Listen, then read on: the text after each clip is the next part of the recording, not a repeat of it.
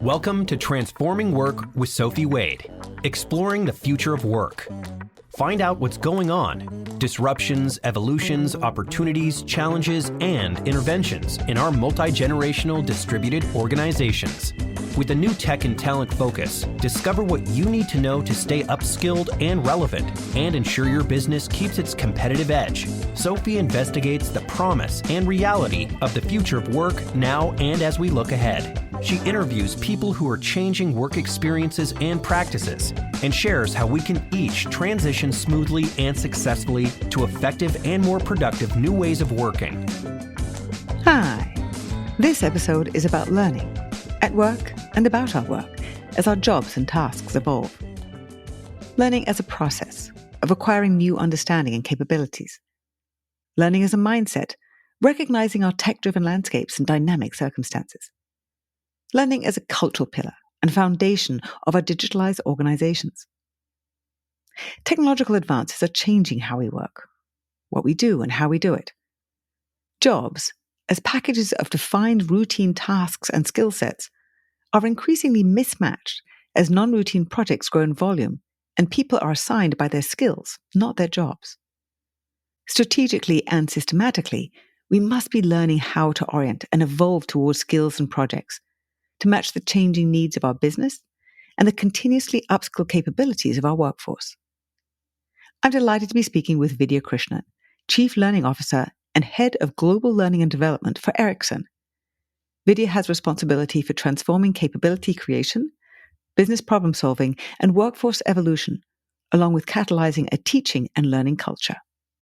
Hi, Vidya. How are you? Hi, Sophie. I'm fine. Very happy to be here with you. I always start at the beginning. You studied electrical engineering. I did. Why did you start there? Many reasons. A huge one was that's what my father did. Okay. That's what my grandfather did. That's what was so much in my family. Mhm.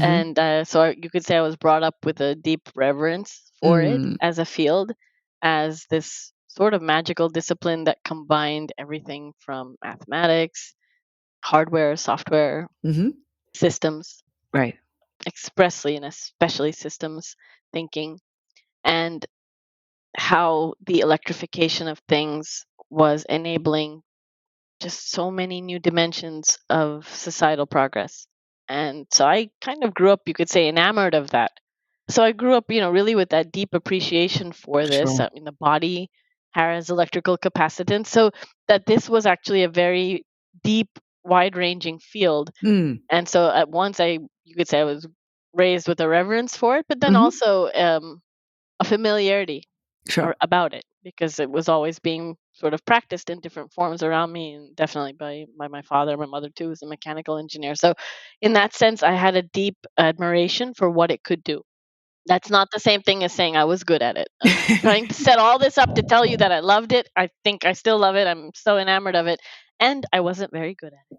You got sponsored for graduate studies at Stanford. That sounds like you're relatively good at it. I was waitlisted.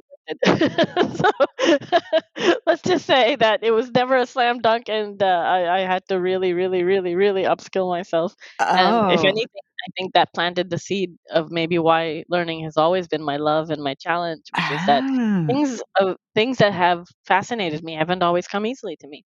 I've always Hmm. had will before skill. And Ooh. so the idea that you could actually become someone who knows something starting from not knowing it, and that there's a process and a way to do that, I've always found that life changing, if not a little bit magical. I love the way you say that. You just gave me goosebumps. Despite that, you joined AT&T straight out of university, having done a master's as well. Yeah. Actually, I worked for them as an intern. So here's my plug for internships, right? I mean, Okay. the power of internships. Right. I worked for them during the summers in college when I would have come from semesters where I was Mm. doing not well in a lot of Okay. engineering courses, feeling, I don't, whatever is the next thing worse than imposter syndrome. That's what I was feeling like. I can't do this. What kind of engineer am I going to be? Okay. I'm not getting good grades. Then I'd go and work, as an Mhm. intern, and I'd be good at it. And people would say, "Great job. You did a great job." And I would also realize nobody's testing me here. There's no exam. People actually want to help me. So I Mm. can't stress enough the power of internships while kids are in school to Okay. help them not only realize that they are actually valuable and able to contribute, but that just Hmm. because you don't always do well in school does not mean that you won't do well, in the world of work. Why did you leave AT&T to join Ericsson? Oh, very simple. I met my husband in college. We were in a Mm. long distance relationship after college. He joined Texas Instruments and came here. Okay. And I went to do my master's degree. And then I was so, and I will always be so grateful that AT&T actually put me through graduate school. And then I worked for them for several years after that. So 3 years basically of long distance relationship. Oh, And when we finally got married, my first question to AT&T was, "Is there any way I can keep working for you and work out of Dallas?" right. And at the time, they said, "No, we have nothing in Dallas. We're so sorry." And you should know where AT&T is headquartered today, Oh, really? Dallas. There we go. I was sad to leave them, but also excited to join a company called Nortel, which is a Of Canadian course. telecom company. Yep. That, after turbulent couple of years, that was extremely formative, then got acquired by the company I'm very proud to work for today, Ericsson. We talked about this when we met, which is very interesting to me based on the fact that you're no longer working in engineering. How did you come to that realization? Because you did stay in engineering for about 4 years. What happened that made you decide this is not where I want to be? Actually, didn't feel like that because actually, once an engineer, kind of always an engineer. Okay. And so, if you ask me, "What do you do today?" I would say, "Oh, I'm engineering people's experiences, just a different Oh, kind of engineering." So, okay. I didn't really feel this shift of I have to leave engineering. It never Okay. felt like I was leaving it. It just Hmm. felt like I need to become a different kind of engineer. But that's really how it was in my mind. It wasn't so much, let me walk away from something, Mm. much more, let me run toward this other thing that I only realized over time how much I want to be running toward. And it was because, as an engineer, one of the first assignments I had actually when I joined Nortel was onboarding. They sent us to school. We Okay. had a trainer who taught us the basics of really first generation wireless technology. Mm. And I actually told myself, this is wonderful. I love being in this class with all these new people and learning this scientific but also kind of magical stuff that I don't Hmm. know. And for me, the real mark of onboarding will be that if I can come back one day and be the teacher. Oh, okay. It was sort of a deal I made with myself Right. in that first week. And a year later, that's exactly what I did. And I Okay. think that coupled with the job I had about 12 years before that, I was 12 and I was a camp counselor. Okay. And what an amazing first job to have because immediately I realized I love this. I love Mm. teaching children. I Hmm. love crafting experiences for us to learn together. I love that. And I knew that very early on that I loved it. And so then to be now an engineer, now in a company that I'm again in the classroom and crafting experiences to both be the student and then later on to be the teacher, lit a fire in me that just simply never went out. And the more I even grew as an engineer to be the Hmm. manager of the team eventually, and then the director, and then in Right. charge of both the engineering and the integration and all of the technical challenges we would have with trying to support as well as delight our customer. At every moment, again and again, learning was my great love and my great challenge. It was so clear that every time we really wanted to transform, just go to the next level Hmm. in what we were doing with our technology and what we were doing with our customer, Hmm. learning was at the heart of it. Training was at the heart of it. Every time we could create a new level of capability in the group, we were doing things better, smarter, faster, and with more enjoyment. And so at every moment, I was on the receiving end of learning. And at the same time, I really kept finding excuses to take on these side gig assignments, many of which I would create, out of my own head, where, okay, I'm going to go learn this and I'm going to teach the team this. I'm going to have each one teach one and put everybody on these different facets of learning. And then they're going to come back and teach. And so it was always there. And then at some point, I think I realized after about 18 years, that I really felt very passionately in and learning both through success, but even more through failure. We had failures. We had failures that our team experienced that, were my fault, were my team's fault. And you really want to learn, you learn through that. You learn through Sure. failures and you would never wish them on anyone else. They're not fun, but they are fundamental. And you realize that the way you dig yourself out of failure is two things. One, you have to deal with the shame. Hmm. And the only way I know to fight the shame of anything is sunlight, meaning you're vulnerable. You start to share, you ask for help. People Hmm. come and teach you what you don't know. You start to look for the things that you wish you had known all along. Hmm. So, dealing with the shame. And then, of course, dealing with the ignorance. What Hmm. should I have Right. done. And why didn't I do it? And why is it set up this way? And how can I redesign this? And how can I redesign it so that no one will ever go through this again? And it Hmm. was actually that very painful journey, you could say, through that kind of unprecedented, unexpected professional moment of failure Hmm. that, in some sense, excavated out of me, Hmm. this is what I really care about. I want my next act to be this, to merge my passion and my profession. I am a technologist, I am an engineer, but now I want to be one that drives learning and the capability creation. And then it was like, where do I go from here? What you're talking about, which is so interesting how you describe your own learning and revelations, is that you were designing on the spot constant iterative upskilling. Yes. I didn't have those names for it. I didn't have the language for it. That was what you're doing because also you were in a technology business and that's one of the places where the technology was developing so fast. Absolutely. You're at one of those apexes where upskilling was necessary on an ongoing basis. Yes. Necessary and natural. The gift of being part of a technology company, right? Mm. Technology is inherently upgradable. Right. So are we. So are we.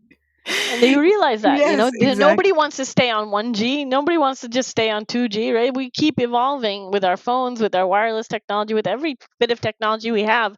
We're so ready for the new and the next. We're so ready to try it out and embrace it. And actually, that is what flies in the face of people saying, "Oh, humans are resistant to change." No, they're not. They're resistant to change they're not part of. But when they're part of the change, they Right. are inherently upgradable, just like our technology. So it felt natural. It Right. was necessary, and I kept realizing this is making me irrationally happy. Why is this my happy place? But this is definitely my happy place. Like doing this work is giving me a level of fulfillment and joy that other types of work, even when I was successful at them, weren't giving me. So, were there particular learnings that you remember from that time? You've shared some of them. And I do imagine, as someone who is so excited by these changes and excited by the experience of learning and sharing and then having one person upskilling each other, what were some of the things that you found then that you know that you have used and duplicated later? So many. I think, again, I didn't have the language for it back then. Hmm. But what I now know is those are power skills. Mm. So, as a tech person in a tech company, it would just hit us again and again that we needed these power skills. And they would either empower or disempower us. If we knew how to Okay. do our technical work, but we did not know how to manage our stakeholders, Mm. then we weren't giving them the full value of our technical work. Okay. If we knew how to engineer a system and dimension a network and configure parameters, but we did not know how to do the data driven storytelling of Mm. what we were doing, how we had to Right. proceed, how we had to de risk it, and what we had done, then Hmm. we weren't bringing our customers along. We weren't bringing our team members along, and we were not achieving the level of quality control and due diligence that we could have achieved. It would just hit me and hit us that there were these skills that were not exactly technical, but Hmm. our technical skills without them were insufficiently technical. Right. And so that has been a lesson I've taken again and again Mm. throughout my life since, especially for an engineer. Storytelling, stakeholder management, Mm. data analysis, data visualization, critical thinking, and clear technical writing never go out of style and are always essential. And so that's one. I think the second thing was the creativity of looking outside our industry for examples that would change our approach to problems that we had. So Okay. one of the issues we had with, like so many other fields, is that this is high tech, high stakes, every moment counts, a mistake is very costly, and yet we're all human, and so we're working with technology, and Hmm. there's so much potential for human error, and Right. we were struggling with how to strengthen some of our methods and procedures. Hmm. And we were baffled about how to get any better, but we knew we weren't good enough because mistakes kept happening. Right. And then I read this transformative book called The Checklist Manifesto by Atul Gawande, Okay. someone I really admire and follow. And then you start to learn about how they handled it in aviation and how they handle it in the medical ICU. And Mm. what is the secret of how they handle technical complexity coupled with the danger of human error, and you find out that something like the lowly checklist Right. is the key. And now you have this inspiration to come back and experiment with, could something as mundane as a checklist actually be transformative for what we're trying to do? Mm. Turns out yes, because neuroscience shows that the human brain can do the complex but sometimes misses the ordinary. Mm. So this beautiful curiosity of Mhm. looking outside Right. where you are and then finding things and lessons that you can come in and incorporate serve us well. And those were things I learned again in the thick of failure and in as an engineer that have absolutely come with me into this next role, which is again engineering not networks but the experiences of people in building skills and putting them to work. So, Vidya, one thing that you shared when we first met was that it hadn't been easy when you decided to transition from engineering, when you decided you actually wanted to move over to learning. Personally, as well, I think you had to take a demotion. The key thing for me about this is that not only obviously you were so determined and you really knew what you wanted, but it's really indicative of the challenges of moving internally within organizations. Obviously, that was some years ago, but those structures are still very much there. And so understanding your challenges, I think, is something. And maybe it's a reason I'm so passionate about Yes. dismantling some of those structures where they hinder more than they help. Right. But absolutely, this is a case of will before skill, which has actually been like a thread throughout my life. And the more I realize looking around, that's not so unique to me. Most people Sure. want to do something long before they know how to do it. Right. Yeah. That's not so unnatural, is it? No. But we make it hard. And coming to this realization, again, forged in the fire of failure, that this is actually where I wanted to go next. I had all the will and not very evidently any of the skill. What did I know about a life in learning? What did I know about those functions in the company? I knew nothing. Mm. And so, imagine the value proposition. Hi, I really love this. I've never done it before. Take a chance on me. No one's going to do that. No company can be expected easily to do that. Mhm. I began what I jokingly call my double life, which Okay. is I was still doing my day job, which often was a night job, but I knew in my heart this is where I wanted to go. Okay. And so I began a parallel life on my own time, on my own dime. Oh, I had the luxury of doing that with the support of my family to say, Mhm. how some people take spa weekends and they do all this Yeah. self-care. My spa weekend will be I'm going to take myself to a learning conference. Oh, wow. Okay. Negotiating and agreeing as a family, like, okay, mom's going to go do this a couple of times a year. And it's her form of self-care. Mm. And that began where I started to learn about learning. And I can't say this strongly enough. Conferences are a fantastic way to learn about a new field Okay. because you instantly start to see the actual problems that are happening in business. Mm. You start to see who the major players are. You Right. start to network and start to see some of these people again and again. Yep. You see the topics, you see the trends. It's such an amazing and enjoyable way Right. to become immersed in something that at that time was unfamiliar. Mm. But I can tell you at the first conference, just seeing the energy and the people, and it's what you and I now know very well. These are my people. It was like coming home to a place I'd never been. And so Oh, that nice. began a 3-year trajectory of, again, doing my day job as best as I could and Mhm. continuing to go at it with full passion, and then also preparing to become something else. And again, during this time, not unreasonably, the company wanted me to go in a different direction. Mhm. Here you were doing this good job in engineering, so the next natural step is to do this other thing in engineering. And I would keep turning it down, which must have also looked to them like this woman lacks ambition and she's Right. being a little Right. difficult. She's not taking these opportunities and assignments. And I would be very transparent about why. Right. This is actually not the direction I want to go in. Right. I want to go across. I'm not really looking to go vertically up. And at that moment, it's like, what are we supposed to do with you? Right. You have not yet acquired the proficiency to do the job Yeah. you say you want. And we're hoping you do this next job, but you don't want to do that either. Mm. And it was difficult because, again, there weren't any easy ways to overcome those systems in the company. But still, again, it was eternally grateful. And this is the beauty of when you do get to work in a big multinational company, that there was still the room for me to have that sort of double life, Mm. doing the job well and trying to become someone else.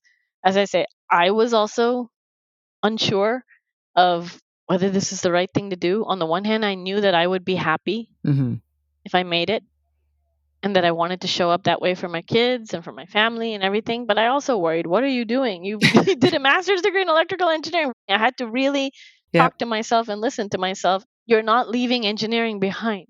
You're taking it with you into the next thing that you want to do. And my Right. family, out of love, was worried for me. Right. You're going to do what? You want to go into what? From this to that? Most people wouldn't do that. Why would you want to do that? And it was hard for them to understand as well. Sure. So you had sort of these three factors: my own hesitation Right. and self-doubt, which is natural, but I'm glad I listened to the deepest part of me that knew where I wanted to go. The company structures that made it difficult, that made it feel like I was moving against the grain for a while, and my own family out of sheer protectiveness and love of, are you sure?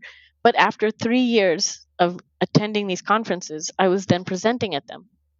Oh, Because okay. by then I knew, Right. this is what we present. And actually, I have these stories. I see them happening here in my company. I am someone who can talk about this. Right. And they gave me insight to be able to go to the training department and to learning and development and say, hi, you don't know me, but I'm a big fan and long time listener, and I really want to do whatever I can. Will you let me hold your side? Give me anything, just let me watch you and talk to me about life there. And the more I heard, I knew I wanted to go. So 3 years later, there was an opportunity to pivot into heading, of all things, the technical training function, the same one that had trained me when I was new to the company. Full circle. Okay. And this actually was, again, it was not a promotion at all, Right. but I had at that point the support of everyone.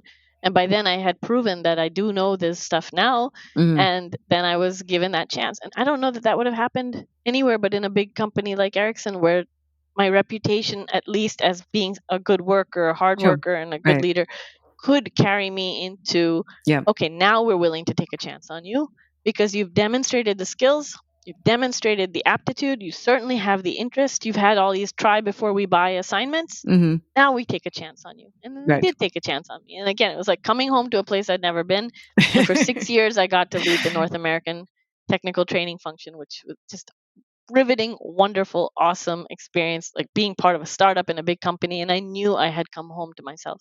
So if I read this correctly, it was very much focused on customers and partners. Yes, entirely on customers. We were a business. So it wasn't internal to begin with. No, the internal training was maybe a secondary thing we did because we were technology experts teaching our customers about our products and our services and our portfolio. And then we would also deliver variants of that same training to our internal employees as well. But the portfolio was entirely, technological one, technical one. Got And it. Okay. and it was actually at this exact same time that learning itself was undergoing both evolution and revolution, becoming more digital than ever. Sure. We were no longer a training center which put people on planes and flew them to customer locations for 5 days at a time. We were becoming a studio that was using the medium of multimedia and even things like dabbling in virtual reality and video and so forth to try to reach our customers in a new way. Right. But the beauty of this was that it also taught me it was a business. People had to buy the service. It was something sold. It earned margin for the company. Okay. So imagine coming from that place where you understand how people valuate training. Right. Our customers still think this is, super important, worth paying for. It's part of the deals that we sign. And to come from that, you then really have an appreciation for how you need to show up and what you need to do to deliver and create value that people are willing to pay for. And then from there to pivot into this role, maybe that mindset never leaves you, that you have to do things that people would pay money for. It says gamification. Just curious as to what kind of gamification you used that you found really resonated with customers. We actually dabbled in some of the gamification platforms only to find that No. they were novelties, but there was no staying or sticking power. On the other hand, some of the simpler gamification of not pitting people against each other, but for example, doing simple things like reinforcing learning with game shows where everybody participated and it was like mini Jeopardy. Oh, really? This was so powerful, so enjoyable, so simple, and so we were definitely seeing that kind of thing was having more impact. Extended reality, so not quite gamification, but putting people into simulation scenarios as the scenario-based playing those things were super powerful because they were creating the muscle memory that reinforced the academic knowledge. Right. And so that we very much discovered, which is all under the banner of experiential learning. We Sure. were seeing firsthand that that's what people truly wanted, that's what people truly valued, and we don't need to look any further than our own lives to say, what the kind of training that changed us the most is the ones that we did living through the work, experiential. So that definitely formed our opinion on how important that continues to be. If you were in a learning training role, why did you then switch from the customer experience to the employee experience? It also is the important thread that you and I started talking about, which is systems thinking. And obviously the very strong thread between the customer experience and the employee experience, and how these two are so incredibly connected and become part of the cycle. So I'd love to hear how that evolved for you, and then Yes. how, if at all, your mindset shifted or your perception needed to shift as you focused your attention on employees. Those are great questions. Actually, it didn't take long at all to understand that how you train a customer and how you equip your own people to learn are simply two sides of the same coin. Mm. You're creating capability in both cases, Mm. and you need to do it in a very disciplined, diligent manner that is fundamentally not just valuable and transformative, but fun and Mm. engaging and even captivating. Mm. And so that was easy to see.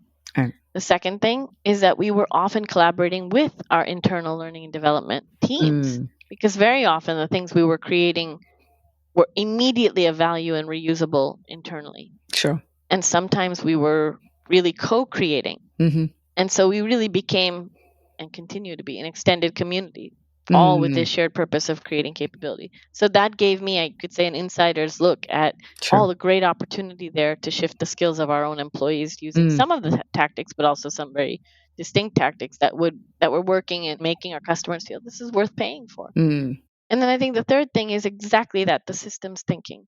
You quickly came to understand that this work has these three dimensions, that there's an ecosystem, which is the digital platforms and interoperability and environment in which people are coming together, getting content, consuming content, producing experiences, showing up, the intelligence of the data about how they're learning, what they are and aren't learning, all of that digital ecosystem, and then the interconnectivity with other platforms to make it look like one platform, Mm-hmm. the record storing and all that. So you start to Yes. quickly see there's a digital ecosystem Sure. dimension to the work. But then there is also the business system. Mm. Why do we exist? These skills are a means to an end. Right. And the end was create, deliver profitable growth for the company Mm-hmm. with our customers, through our customers. Our employees wanted us to be laser focused. Mm. And then the third system, and always the hardest one of all, was the culture system. Mm. People are busy. Yep. But we can never be too busy to learn. Mm. And we can never be too busy to learn our way to a better future. And so how do you put learning in the flow of work? Right. And work in the Yes. flow of learning so that it's happening to people experientially? And how do busy people create the space for these tiny habits that create the tiny shifts that lead to big transformations? And how do you engage leaders to be learning drivers? Because if they're not Mm-hmm. part of the solution, they're part of the problem. Sure. And the time element is a huge part of the problem. It's a huge part of the problem, exactly. Mm. So these three dimensions, that there's an ecosystem, a business system, and a culture system, really emerged from that experience during those years working primarily on customer training, but collaborating often with our internal learning and development teams. And then when the opportunity came to apply for that role, Mm-hmm. by that time I knew the teams, I knew the work. I was such and remain an ardent fan of the opportunity to create capability for so many people, and was able to go from this role, which was very much inside our customer business and somewhat of a sales and technology business delivery, digital business delivery role, into becoming a proud and very new member of Ericsson's HR people team, and feeling like no less of an engineer, I have to say. With those three systems in mind, how did you then bring that thinking? It's neither intuitive nor how most people are thinking. You've mentioned to me before about the systems thinking and programmatic thinking. And that was helpful for me giving language to the two different ways, I guess, to be thinking about things in distinct blocks versus cycles. And how did you create those different elements, such as weaving learning into the flow of work and work into the flow of learning, thinking about where we are with the upskilling and all that we talked about at the very beginning? How did you do that? What was your approach? Maybe it's not common practice. It did actually feel like common sense at the time. And the reason is we were coming from a technology background. Okay. Technology is all about systems. We Yes. would never dream of, supporting our customers' technology with anything but systems and Yes. system thinking Yeah. and making sure that we could deliver to a standard repeatedly, consistently at scale. Right. These are fundamental principles of how Sure. technology becomes reality for customers. Mm. There was a deep familiarity with this way of working. Mm. And so what seemed a little bit foreign maybe to me coming from that background was if all we do is a purely programmatic approach, then first of all, we're always having to promote something and hope Mhm. very much that people receive the promotion and buy the campaign and Right. so forth. And that promotional ability would come and go based on macroeconomic conditions and the budget of the company. And it Right. would always be at the whim and mercy of that. Mhm. And we would never do that with things that are vital. And this was always vital to me. So the logic was if things that are vital should be systematic rather than programmatic so that they happen no matter what, Mhm. because that's what vital things should do, they should happen no matter what, then and then you fundamentally believe that skills are vital as I do because they are what connect strategy to execution. Mhm.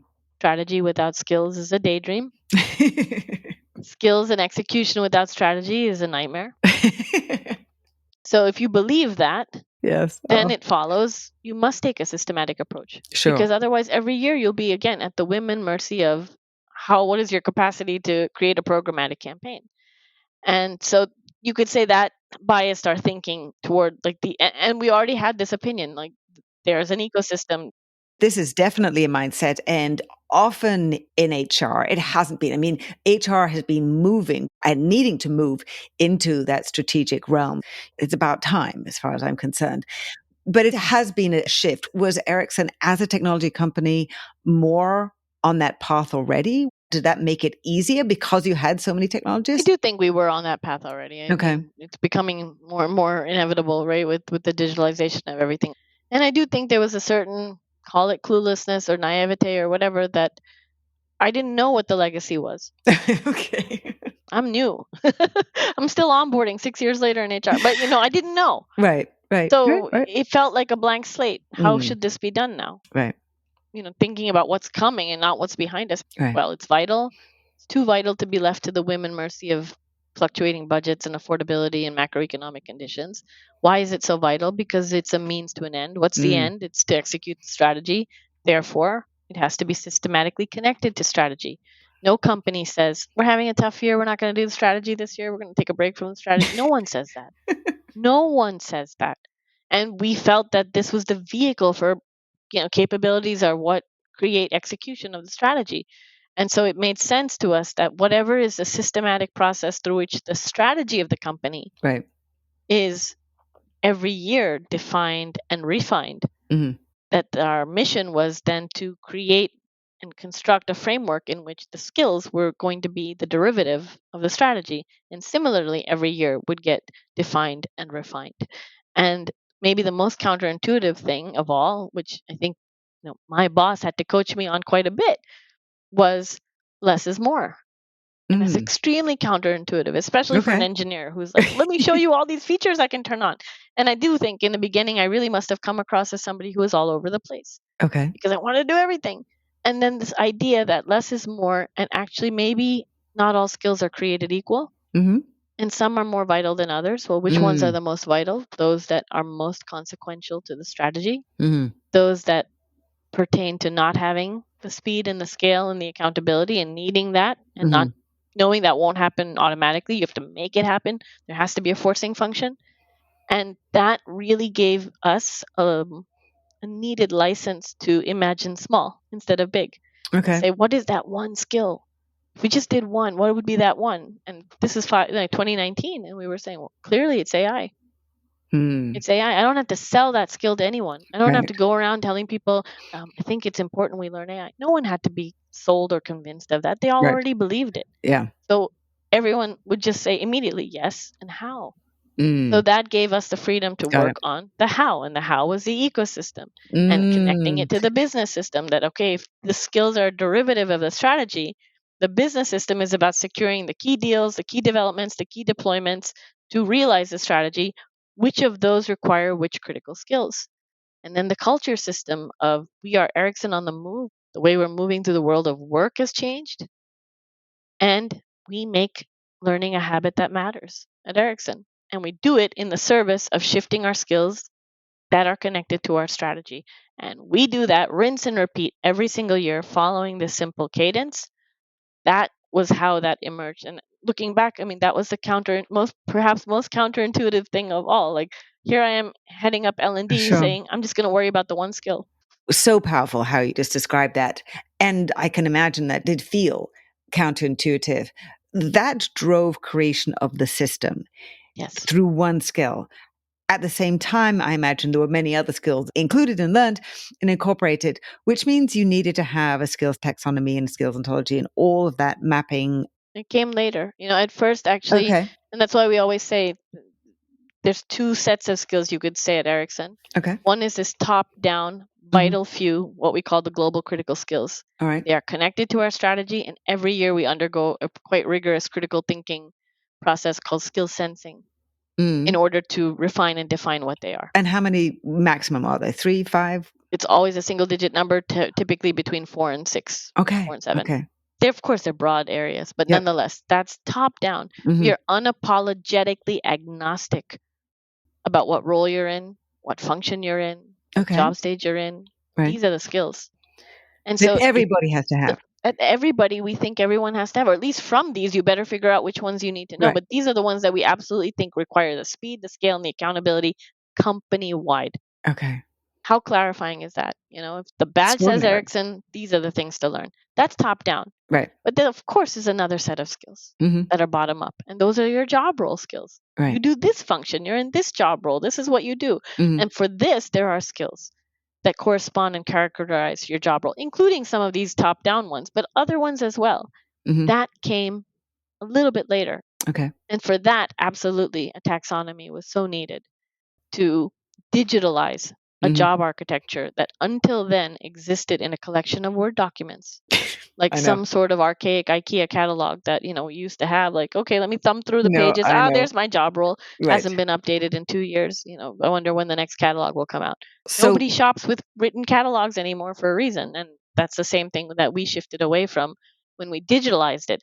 That's when we realized, oh, now we need a taxonomy so that all these digital systems are actually calling the same skill the same thing. But that came later. First came the company, quite frankly, embracing there are these few critical skills. The mission is, and there are 4 levels of skill across Ericsson. okay. You're either level 1, 2, 3, or 4. And these are the skills that matter the most.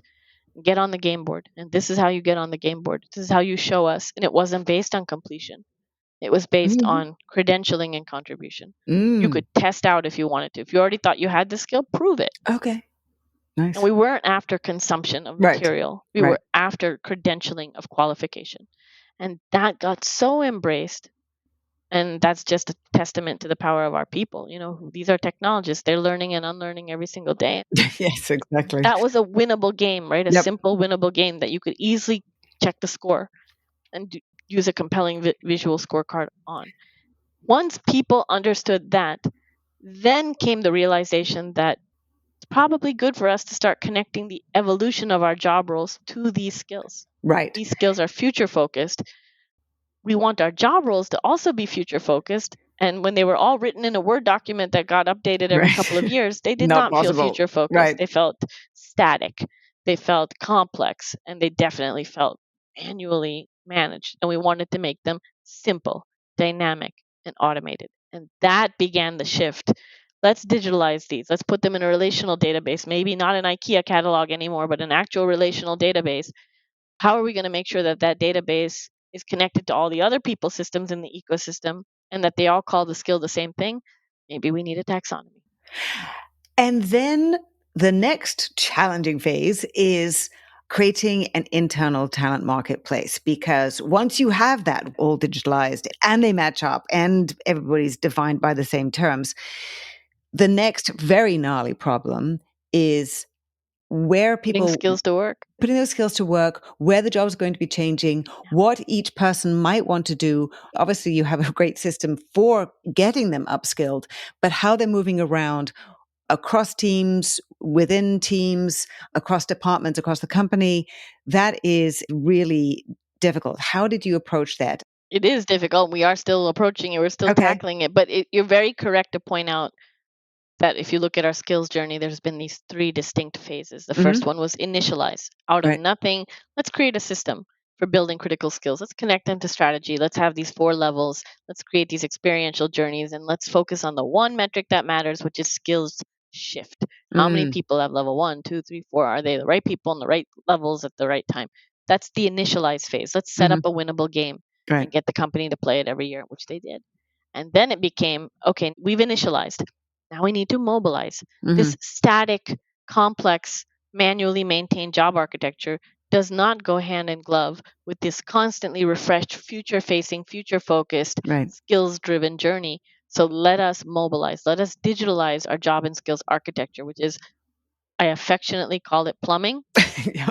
I'm pretty sure my team does not appreciate being called plumbers, but I really do mean it with utmost love and respect, because it's Right. plumbing. It's Yeah. nerdy backstage work, and it's so important, and most people don't see the value of it until it's finished. And when you're done, you've created, again, another winnable game, which is now you have a dynamic platform that's digitalized for jobs and skills to stay in lockstep with industry evolution, what's emerging, what's eroding, and for that stuff to easily automatically flow through every other system in the company where people are making decisions about who to hire, how to evolve their career, how to specify the requirements for this requisition, Right. what job roles need to go out the window, what new job roles need to be introduced. So that was the mobilize phase. And as you said, we've now entered this new third phase that we call capitalize. Okay. We have, over the last 2 phases, essentially created a supply of extraordinary people Yep. who are building their skills in critical areas. Supply needs to meet demand. Demand is putting skills to work, Right. surfacing the opportunities for people with those critical skills to put their skills to work, and making sure that skills, opportunity, people find each other Yeah. systematically, again, not programmatically. Yeah. We were seeing that some people were telling us, I did it. I became a level 3 in generative AI. It's not easy. I really went through a lot. Right. By the way, I'm still doing the job I was doing last year. And no one in the company is really benefiting from the fact that I'm a level 3 in generative AI. Okay. And that's when we realized that's not okay. Right. That we created the supply, and we know the demand is there, Right. but it's implicit. We've got to make the implicit explicit. Okay. We've got to surface those demands. We've got to also realize that, you said it earlier, Sophie, they go beyond the job role. Your skills are not confined to your job role. Right. You have strengths that we may not be using yet. And what happens when we can deconstruct work and deconstruct jobs into projects and make it possible for people to build their skills as well as put their skills to work on projects that are not tethered to where they happen to be at the moment? Right. That's when you truly get something called resource fluidity. And this is no longer about upskilling. This is reskilling. This is Yes. reskill and constantly redeploy, but not in this binary way that you either stay in your job role, hook, line, and sinker, or you completely leave the role and go to something new. There is this third space. There is this in between, this intermediate, very productive, powerful area that most companies don't know yet how to uncork, which is what happens when, 80-20, 80% of the time you're in your day job, you're doing this thing, but 20% of your time, 10% of your time, you start to put your skills to work in other areas. Some of them could just be adjacencies where you have skills that we weren't using before and now everybody wins. Some of them could be the gateway to something that you're going to do later. Mm-hmm. Some of them can be extraordinarily crazy pivots, like the ones that I have lived through, where today your side gig becomes tomorrow your front door. Yep. But we can start hooking you up to these things right where you are. This is the promise of an effective, skills driven, digitalized talent marketplace. That skills, opportunity, and people find each other, that you attain a next level of reskilling and redeployment, which is the same thing as saying resource fluidity, Right. which is the same thing as saying the demand and supply finally come together in an effective way. When we do this, everybody wins. People feel there's unprecedented opportunity for growth. They have visibility to the opportunities in the company. The cost of workforce starts to become more optimized because you're no Mm-hmm. longer Sure. handling things just by hiring people or firing people. You're Yep. actually, as Burson says, you're redesigning work Mm-hmm. to put skills to work. So this is the journey we've just begun.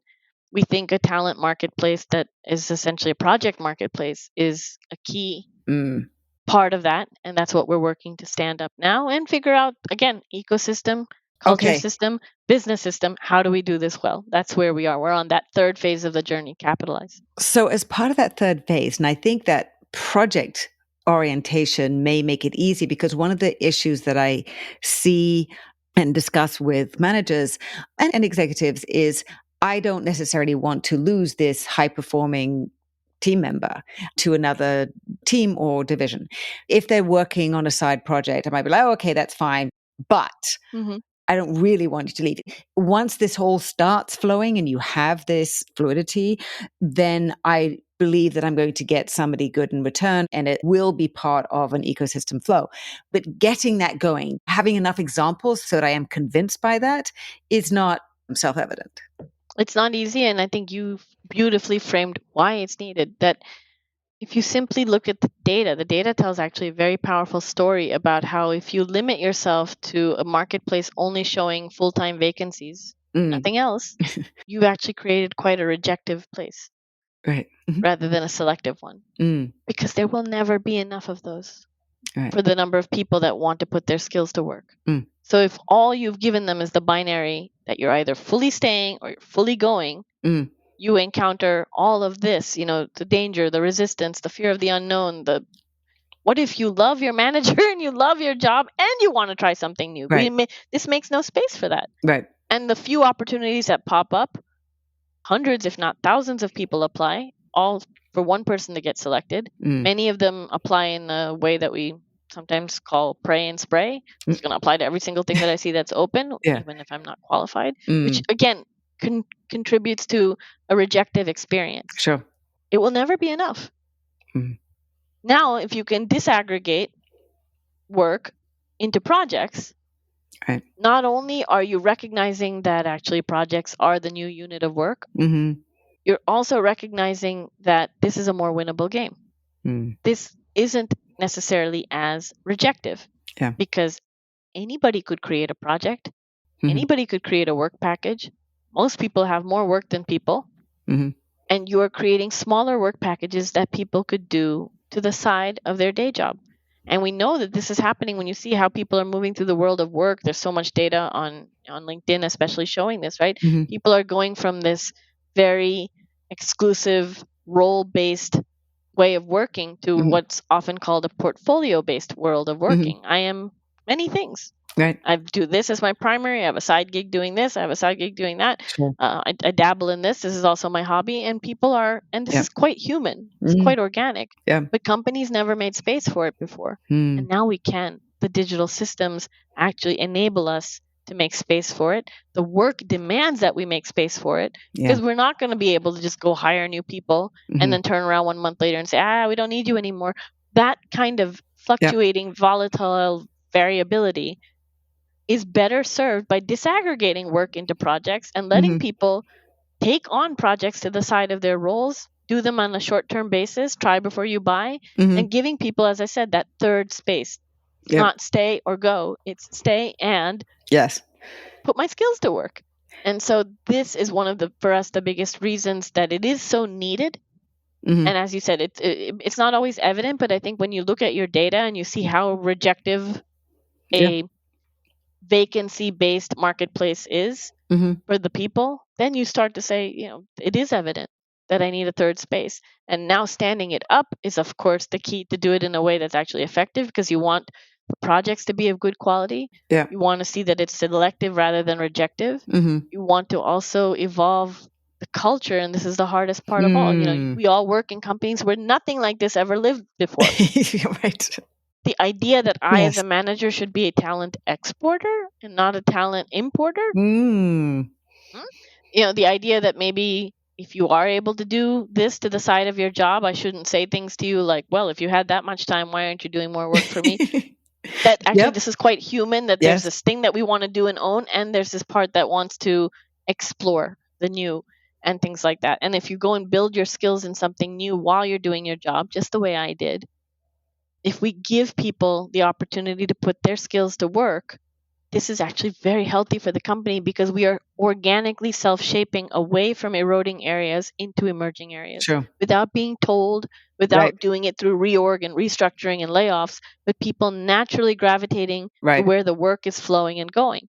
And it is continuously evolving, and it allows each person to be maximizing their different skills at different moments, and therefore evolve with the work as the work needs and as they are upskilling.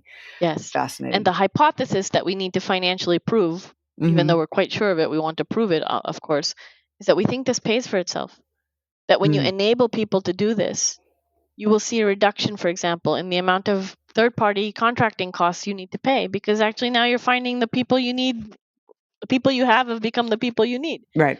That maybe even the cost of regrettable attrition will come down, because now people have a reason to stay, because it turns out they have a way to grow and room to grow that they didn't have before. Right. That you can focus most of your hiring on new graduates and really build up a healthy multi-generational pyramid and manage your Right. cost of workforce. So we have a hypothesis. Now the work we're doing is to prove the hypothesis that when you do this well at scale and empower people with both the freedom, the support, the structure, the performance management environment, and maybe even the financial funding to put their skills to work on projects, that it will pay for itself. So this is what you have described on your LinkedIn as the progressive career reinvention for 90,000 people. Yes. Yes. Fascinating. Are people growing is this key to our company growing? And most people define growth as, I get to do something new, and I get to build new skills and put them to work.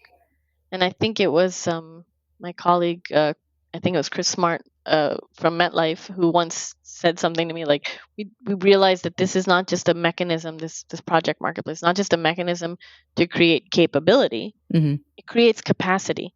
Because if you ask people, hey, Sophie, can you do more of the same work, a couple more hours a week? Right. I think your natural reaction would be like, no, Yeah. I can't, I'm exhausted. Right. But if instead it was, would you like to work on this cool new thing using skills you really haven't used anywhere else that might be pretty cool? Would you like to do that? Yeah, I can make time for that. Right. So now what have we done? Like, we actually expanded capacity, or you rather chose to expand your capacity, and it's not painful, it's joyful. And I think it's honoring the reality that that's how most people would love to spend their time. You come from a technology background, engineering background, and you're now in human resources. The integration, the need for HR, IT, and facilities management or workplace to be talking together, to be strategically connected and able to have integrated strategic support for employees because of your background across two of these areas. How is Ericsson approaching this? How are you approaching this? Because that's something I really see as being part of the change management that needs to happen with organizations to bring these three areas, particularly HR and IT, together to provide the solutions to be able to support employees in this fast-moving, evolving business, operations, and workplace. I have so much to say about this. I think the first thing I would say is HR is not a support function. Exactly. HR and IT and FM are strategic business functions, and that's the mindset. Yes. None of them are support functions. They're all business functions. Yeah. Absolutely. As much a business function as the ones that have always been called business functions. Exactly. Yeah. That's why that vernacular of saying that someone else is the business and you're, I would say, well, if they're the business, am I not also the business? I'm the business. I can't even use that terminology Yeah. because I don't believe there's any division Right. whatsoever. Precisely. So I think first that recognition, Yep. there's no separation, there's Yep. no difference, there's no support function. Mm-hmm. The second one, I think, is that enablement is something that everyone needs to do, which means that partnership is a new leadership, and co-creation and co-ownership is actually the key to execution, which is not clean. And it may be a little bit messy, but you make that mess your message, as Robin Roberts likes to say. That is actually the way to get it done, to create that synergistic partnership. Here I've been influenced by just so many books. Frederick Laloux's The Reinventing Organizations, where he talks about what's the right metaphor for an evolving organization. And he says it's actually an organism. Because who's the president? Who's the CEO of the human body? Right. All these different functions working together with a shared evolutionary purpose is the way this stuff has to happen. And that co-creation, so to your point, exactly. Yep. all these groups truly need to see themselves as interconnected, working toward one shared evolutionary process. And then to the question that you raised on change management, I've just read Ashley Goodall's book where he talks about how change management needs to be alongside stability management. That so much of this is actually just honoring what has always been true, which is that people want to thrive in a company. They want to know that they are working in a safe, empowering environment with the best leaders available in an atmosphere of utmost integrity, that they're on the move, and that they're making a difference with deep purpose in the world. And a lot of the change management can sometimes obliterate the parts that we need to make very clear are actually not changing at all. And this is the stability management that goes with the change management. And so that's, I think, also very important wisdom for us to actually incorporate about which part is change management, which part is stability management. And then maybe the fourth thing I'll say, because this is so personally relevant to me, one of my favorite books is by David Epstein, which is Range, where he talks about how we are now in a world where most of the problem-solving environments that we face are wicked, not kind. And in a wicked problem-solving environment, having more and more narrow expertise is not always better. Actually, you need to think like a football coach and build your football or soccer team, and you need people with different lived experiences and different backgrounds and different skill sets who are quirky and spiky. And when you bring them together, you create range. And actually, a team that has range is better equipped to handle problems in a wicked problem-solving environment. And what else is, more rangeful than people like me coming in from places that are not the people function into the people function, people from a people and HR background going into business functions. Yes. And all this crisscrossing that we're trying to now do deliberately, systematically, I'm fundamentally sure that it creates a stronger company because it creates range to handle all these wicked problem-solving environments with, varied thinking and the interplay of lived experiences. So it's really those four reasons for me that I think this is so necessary for people to reimagine some of these long-held hierarchies about where things sit and just reimagine how we're evolving. So that was thinking about, well, how can you make that happen? Still not really allowing for silos, but having these cross-functional roles or ways of working. And now you can see the transcendence that a project marketplace done right can enable. Yes. Because you just decoupled work from all the other traditional boundaries before.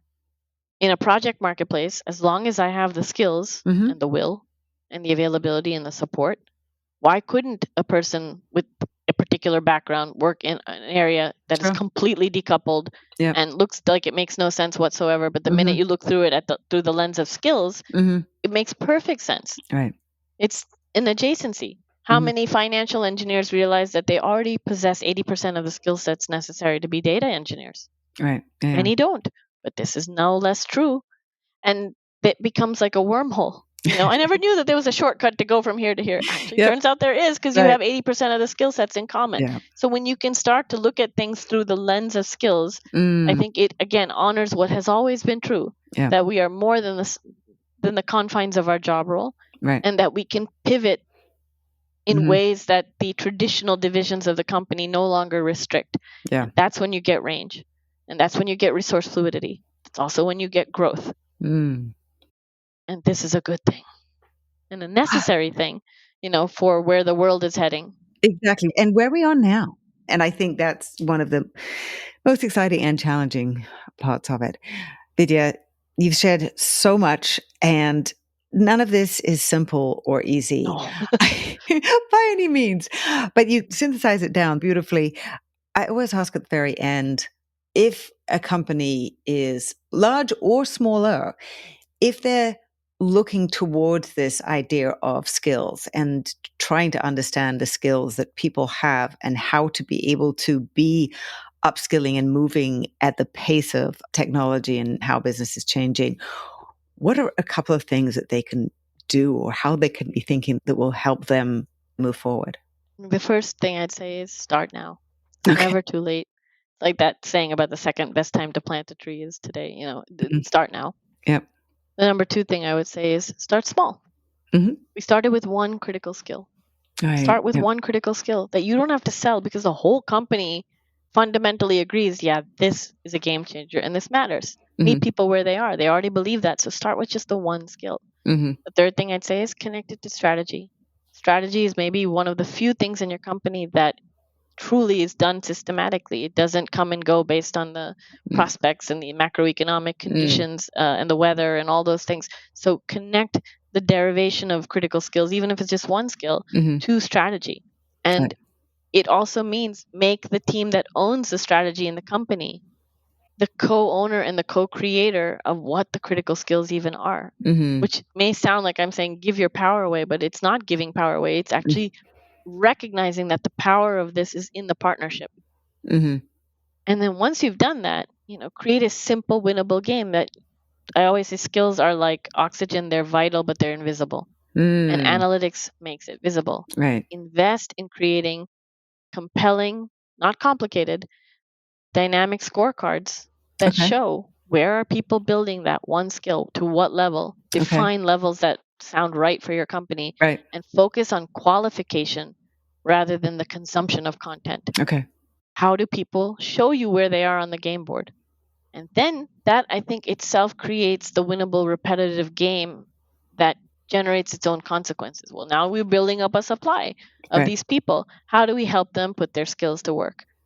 And I think that logical Sure. sequence that never was logical to us and obvious to us when we started, but looking back, Right. hindsight is 2020. Reflecting on the journey helps you project on the next steps. That is absolutely, I think, what made the difference for us.